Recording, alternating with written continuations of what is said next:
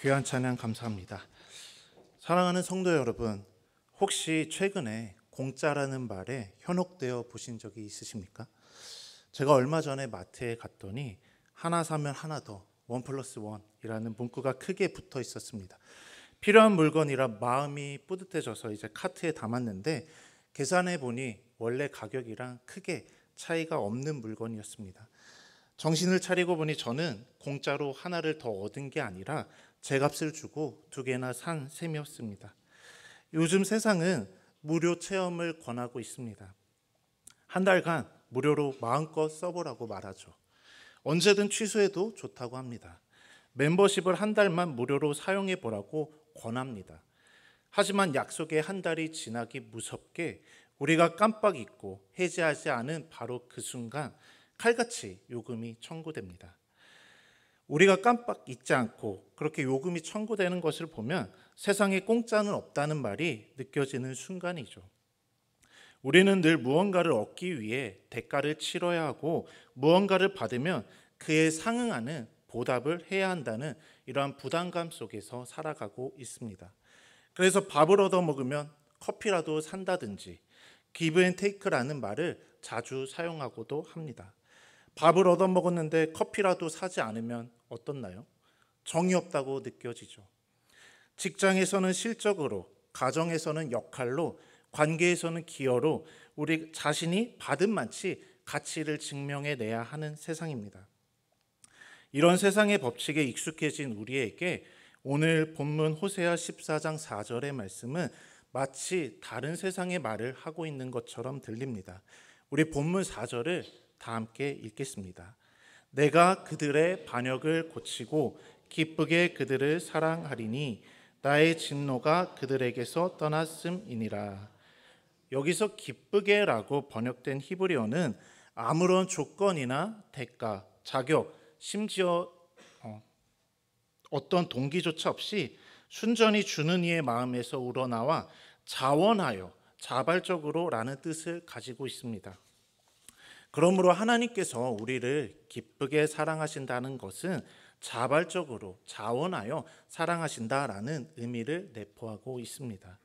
오늘 우리는 세상의 법칙과는 정반대되는 하나님의 사랑을 주제로 함께 말씀을 살펴보고자 합니다. 이 사랑이 하나님의 사랑이 왜 우리에게 유일한 소망인지, 그리고 그 사랑이 지쳐있는 우리의 삶을 어떻게 새롭게 하는지를 말씀을 통해서 함께 나누고 보겠습니다. 첫 번째로 우리가 붙들어야 할 것은 하나님의 사랑의 근거는 우리에게 있지 않고 오직 하나님께 있다라는 것입니다.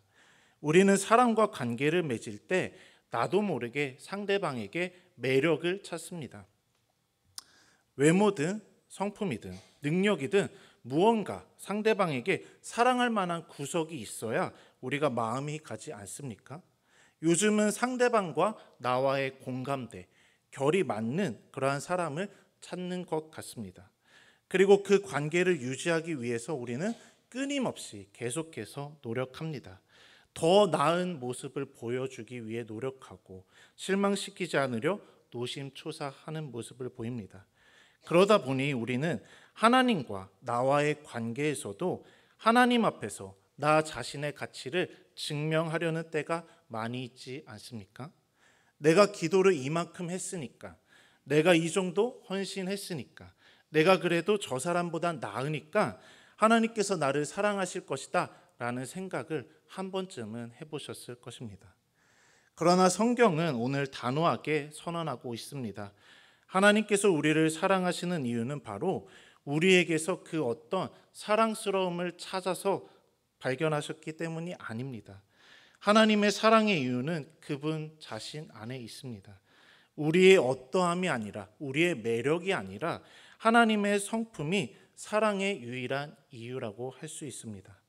그러므로 하나님은 사랑을 행하시는 분이 아니라 그 성품 자체가 사랑이십니다. 그래서 하나님은 천지를 창조하시기 전부터 우리가 선이나 악을 행하기 이전부터 우리를 이미 사랑하시기로 작정하셨습니다. 이는 우리의 행위나 자격을 조금도 고려하지 않은 전적인 그분의 기쁘신 뜻이었습니다. 하나님의 사랑은 하나님께서 시작하시고 하나님께서 이루시고 하나님께서 완성하시는 일방적인 약속입니다. 이 하나님의 사랑의 절정은 바로 예수님의 십자가이죠. 만약 우리의 어떤 선행이나 노력이 하나님의 사랑을 얻어낼 수 있다면, 유발할 수 있다면 예수 그리스도의 죽음은 불필요했을 것입니다. 그러나 하나님께서는 이 세상 그 어떤 것으로도 값을 치를 수 없는 사랑을 보여주시기 위해 자신의 독생자를 우리에게 보내주셨습니다. 여기서 우리는 중요한 순서 한 가지를 기억해야 합니다. 예수님이 죽으셨기 때문에 하나님이 우리를 사랑하게 되신 것이 아니라 하나님께서 우리를 먼저 사랑해 주셨기 때문에 예수님을 보내셔서 십자가에 죽게 하신 것입니다. 십자가는 하나님의 사랑을 유발한 원인이 아니라 이미 영원 전부터 존재했던 그 하나님의 영원한 사랑의 결과요 표현이라고 할 수 있습니다. 그러므로 사랑하는 성도 여러분, 이 진리 앞에서, 이 하나님의 사랑 앞에서 우리의 모든 자랑과 교만은 한 자리도 설 자리가 없습니다. 동시에 우리의 모든 열등감과 절망도 설 자리가 없습니다. 하나님 앞에서 우리는 모두 똑같은 출발선에 서 있습니다. 나의 어떠함으로 사랑받는 것이 아니라면 나의 부족함 때문에 사랑받지 못할 이유도 없다라는 말씀입니다. 이것이 바로 하나님의 사랑이라고 할 수 있습니다. 그리고 우리가 다음으로 붙들어야 할 것은 우리의 그 어떤 죄악도 하나님의 주권적인 사랑을 막을 수 없다라는 것입니다.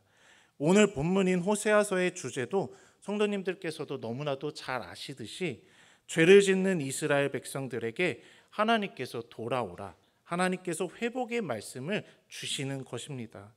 만약 우리 안에 선함이 하나님의 사랑의 원인이 아니라면 우리 안의 죄악 역시 하나님의 사랑을 막는 결정적인 장애물이 될 수 없습니다.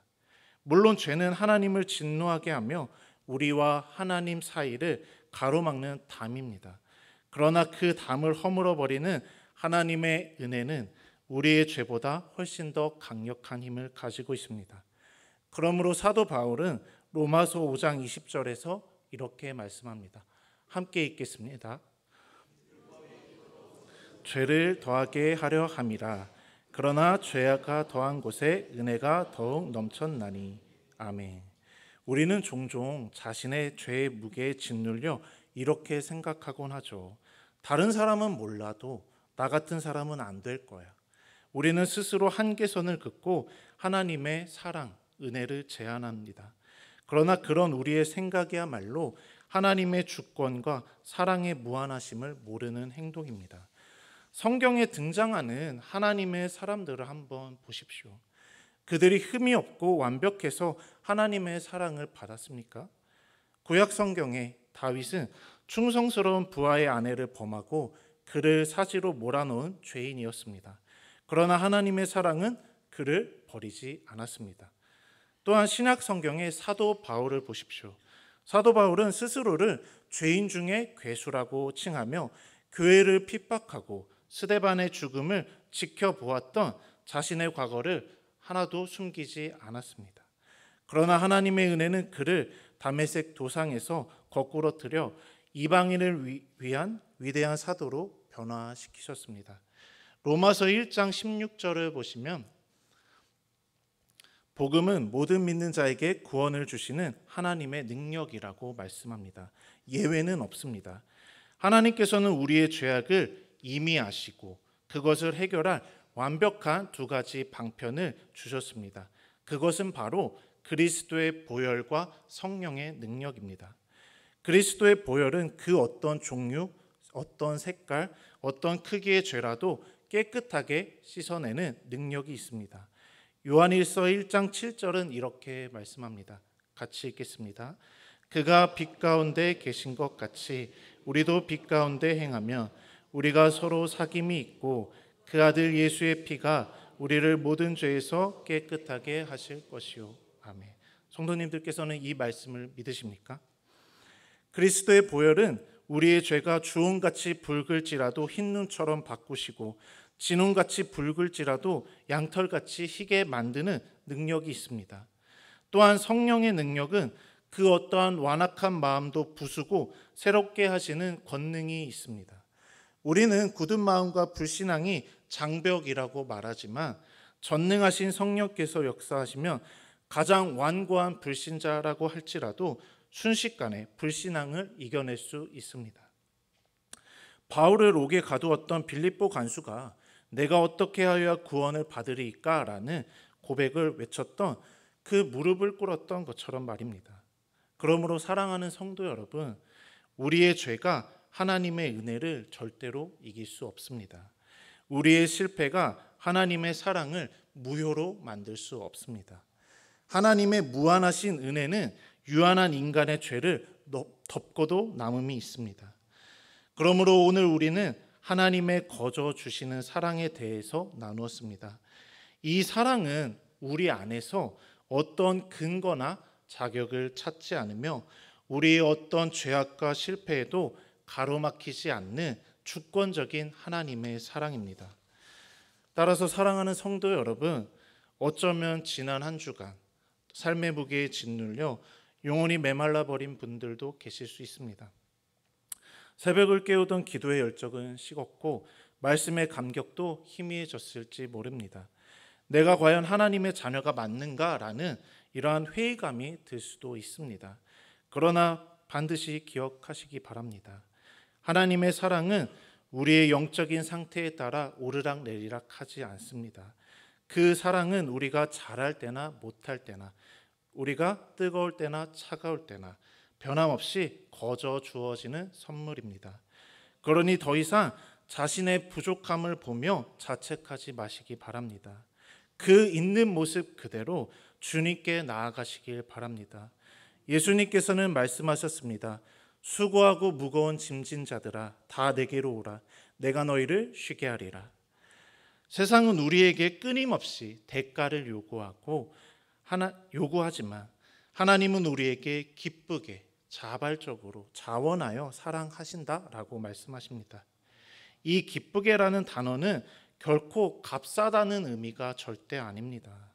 우리가 치를 수 없는 엄청난 값을 하나님의 아들 예수 그리스도께서 자신의 생명으로 대신 치르셨다는 의미를 갖고 있습니다. 이 하나님의 사랑이, 이 그리스도의 은혜가 우리의 유일한 자랑이요, 이 사랑이 우리의 영원한 반석이 되기를 주님의 이름으로 간절히 소망합니다. 또한 하나님의 사랑이 성도님들의 가정과 이웃 가운데 또 우리 충정교회에 가득하기를 소망합니다.